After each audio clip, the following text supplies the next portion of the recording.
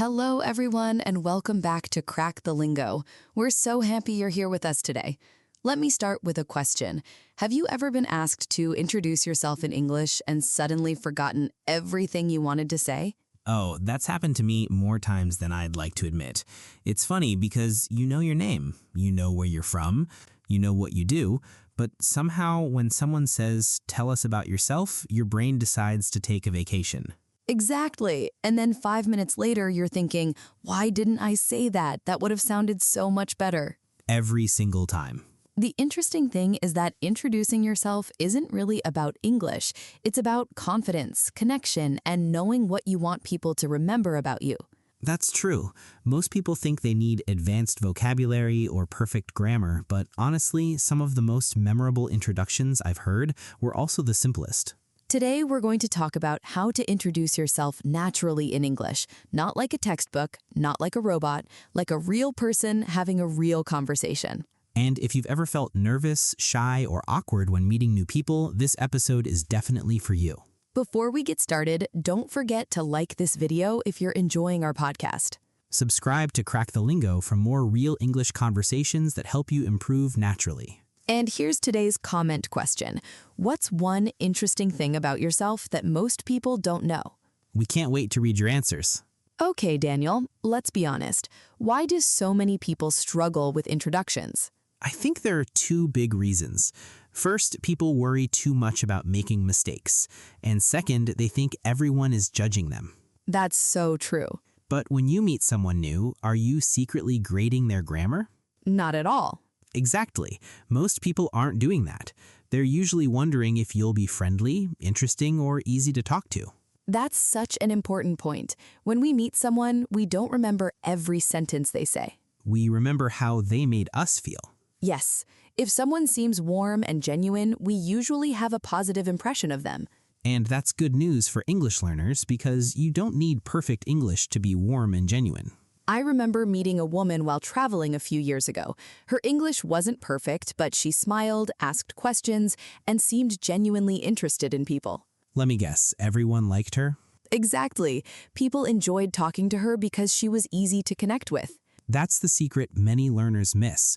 Communication isn't a performance, it's a connection. I love that.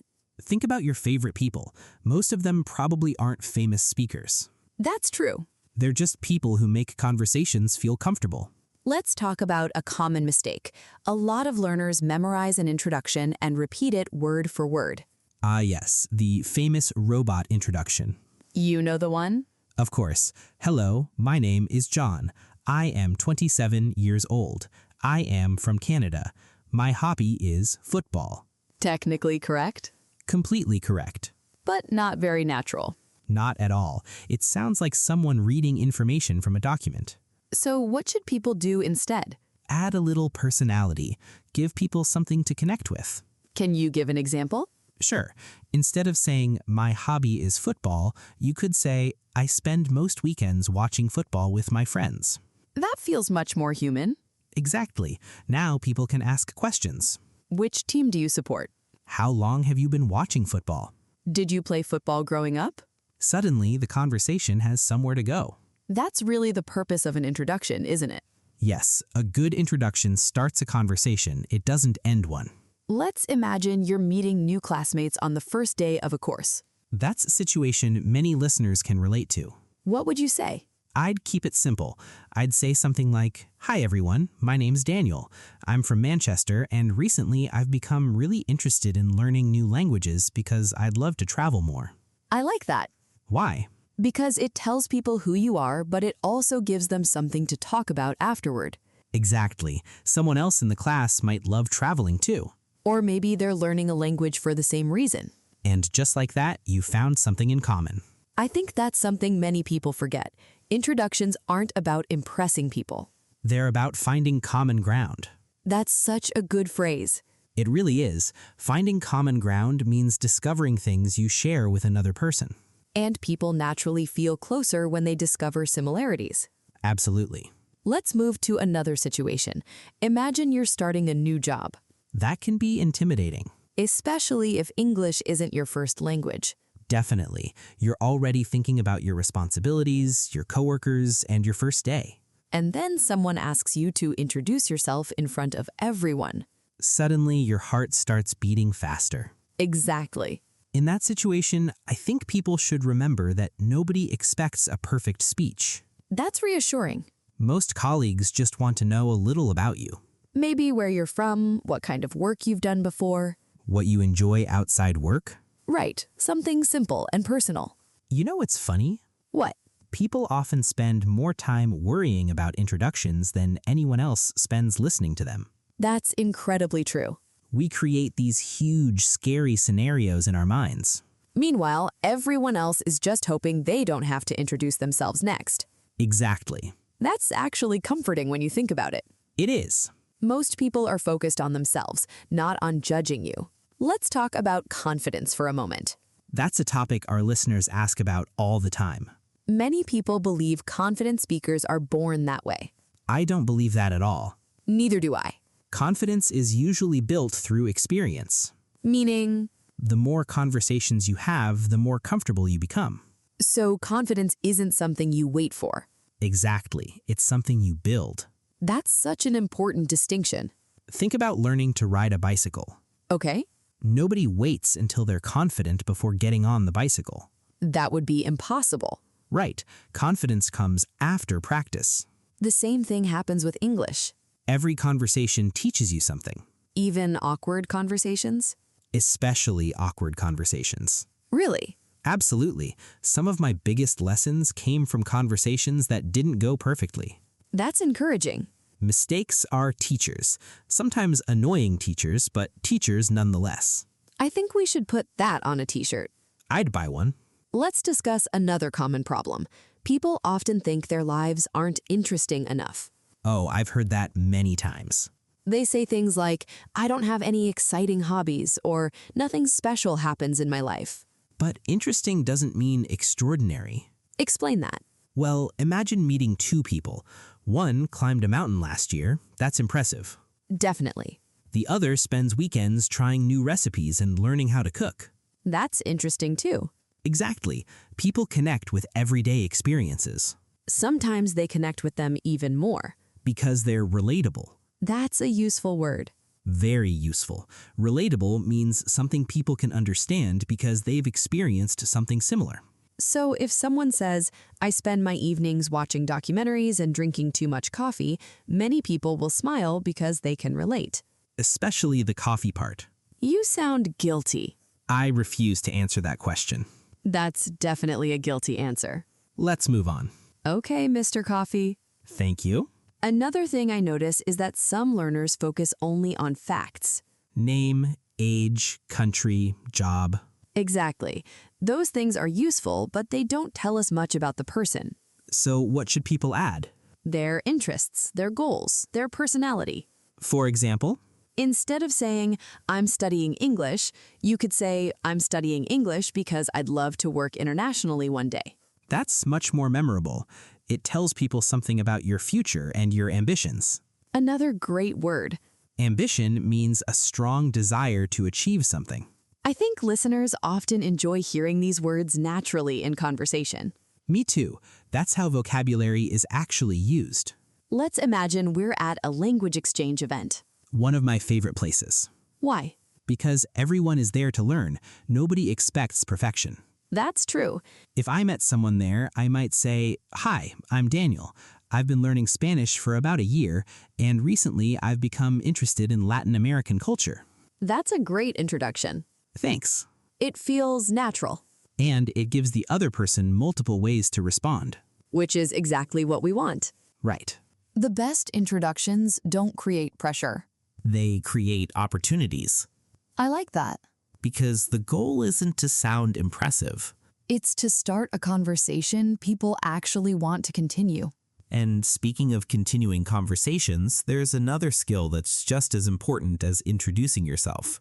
Let me guess, knowing what to say after the introduction? Exactly. That's where many people struggle. They have a great introduction prepared, but once they finish speaking, they don't know what comes next. Then the conversation becomes awkward. Or very short. So what's the solution? Curiosity. That's an interesting answer. If you're curious about other people, conversations become much easier. Because you're not carrying the entire conversation by yourself.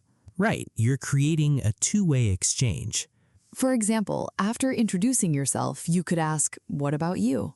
Simple and effective. Or, "How long have you been learning English?" That's a great question at language events. People usually enjoy talking about themselves. And when they do, you learn something new. It's funny, many learners think speaking English is only about talking. But listening is just as important. Sometimes even more important. Absolutely. Let's talk about introductions while traveling. I love this topic because travel creates so many opportunities to meet people. And those conversations often start with simple introductions. Exactly. You don't need advanced English to have meaningful conversations. That's encouraging. Imagine you're sitting in a cafe and someone asks where you're from. That's a very common travel conversation. You could simply answer and stop there. Or you could add something personal. Maybe why you're visiting. Or what you've enjoyed so far. Suddenly, the conversation becomes more interesting. One thing I've noticed is that people love stories. Definitely. Even small stories. Especially small stories. Really? Yes, not every story needs to be dramatic. That's true. Sometimes saying, "I got lost this morning but discovered a beautiful little street" is enough to start a great conversation. That's much more memorable than simply saying, "I'm visiting the city." Exactly. Stories help people see your personality. And personality is often what people remember. Let's discuss another situation that makes people nervous. Job interviews? You read my mind. That's because almost everyone gets nervous during interviews. Even native speakers. Absolutely. When an interviewer says, "Tell me about yourself," many people panic. The funny thing is that it's usually the first question. And often the most predictable one. Yet it still surprises people. Why do you think that happens? Because they think they need a perfect answer. But they don't. Not at all. What makes a good professional introduction? Clarity. Meaning? Who you are, what you do, and what you're interested in. That's surprisingly simple. Most good communication is. I think people sometimes confuse complexity with quality. That's a great observation. They think longer sentences sound smarter. But clear communication is usually more impressive. Especially in professional situations. Exactly. Let's switch to online meetings. Ah, yes, the world of microphones, cameras, and awkward silences. We've all been there. Someone says, "Please introduce yourself." Then everyone suddenly becomes very interested in their keyboard. That's so accurate. What advice would you give? Keep it short but personal. Can you give an example? Sure. Hi everyone, I'm Daniel. I work in marketing, and outside work I enjoy hiking and learning languages. That's professional but still human. Exactly. It reminds people that you're more than your job title. Which is important. Because nobody wants to be remembered only as the marketing guy. Unless you're really proud of marketing. Fair point. Even then, having interests makes conversations easier. Let's talk about something that doesn't get discussed enough. What's that? Comparing yourself to other people. Oh, that's a big one. Especially for language learners. Very true. Someone hears a confident speaker and immediately thinks, "I'll never sound that good." I've seen that happen many times. What's your advice? Remember that you're seeing the result, not the journey. Explain that. Every confident speaker was once a beginner. That's easy to forget. It really is. We see where people are today. But we don't see the years of practice behind it. That's a powerful reminder. Progress takes time. And that's okay. More than okay. It's normal. Another phrase I love is, "I'm currently working on." That's a very natural expression. For example, "I'm currently working on improving my English." Or, I'm currently working on becoming more confident when speaking. It shows growth. And people generally respect people who are trying to improve. Let's imagine a listener who says, "I don't know what's interesting about me." I'd challenge that immediately. Why? Because everyone has experiences, interests, and goals. They just don't always recognize them. Exactly. Someone might think, I only work and come home. But maybe they're learning a new skill, Or reading books. or helping family members. Or saving money for a future goal. Those things tell a story. And stories make introductions memorable. They absolutely do. Here's something else I've learned. What's that? Confidence often grows when we stop focusing on ourselves. That's so true. The more we worry about how we sound, the more nervous we become. But when we focus on connecting with another person, things become easier. That's such valuable advice. Communication is not a performance. It's a connection. Exactly. Before we finish, let's review some useful words and expressions from today's conversation. Great idea. First, common ground. Common ground means shared interests, experiences, or ideas. Example, we discovered common ground because we both enjoy traveling.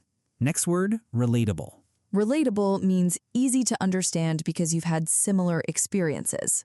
Example, her story about learning English was very relatable. Next expression, work on. It means to improve or develop something. Example, I'm working on becoming a more confident speaker. Next word, curiosity. Curiosity means wanting to learn or know more about something. Example, curiosity helps you become a better conversationalist. Great word. Very useful. Next word, ambition. Ambition means a strong desire to achieve something. Example, her ambition is to work internationally one day. Next word, genuine. Genuine means real and honest.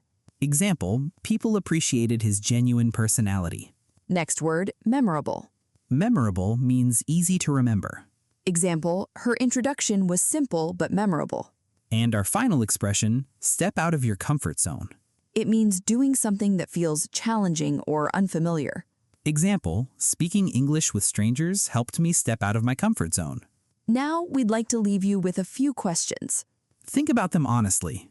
If you met a new friend today, how would you introduce yourself? What would you want them to remember about you? What interests, goals, or experiences make you unique? And are you sharing those things when you introduce yourself? Or are you hiding behind basic facts because you're afraid of making mistakes? That's an important question. Because sometimes confidence begins when we allow people to see who we really are. Not a perfect version of ourselves. The real version. The human version. Today's episode wasn't really about memorizing the perfect introduction. It was about understanding what introductions are truly for. They're not tests. They're opportunities. Opportunities to connect. Opportunities to learn. Opportunities to share a little piece of your story. And every story matters. Even if it feels ordinary to you. Because what feels ordinary to you may be fascinating to someone else. So the next time someone says, tell me about yourself, take a breath. Relax. Smile. And remember that you don't need perfect English. You don't need impressive vocabulary. You don't need a perfect life story. You just need to be yourself. That's more than enough. Thank you so much for spending part of your day with us. We always appreciate every single listener who joins these conversations. Don't forget to answer today's comment question. Tell us one interesting thing about yourself that most people don't know. We can't wait to read your comments. Keep practicing, keep learning, and keep having conversations. Because every conversation helps you grow. And every introduction is the beginning of a new possibility. Take care, everyone. And we'll see you in the next episode of Crack the Lingo.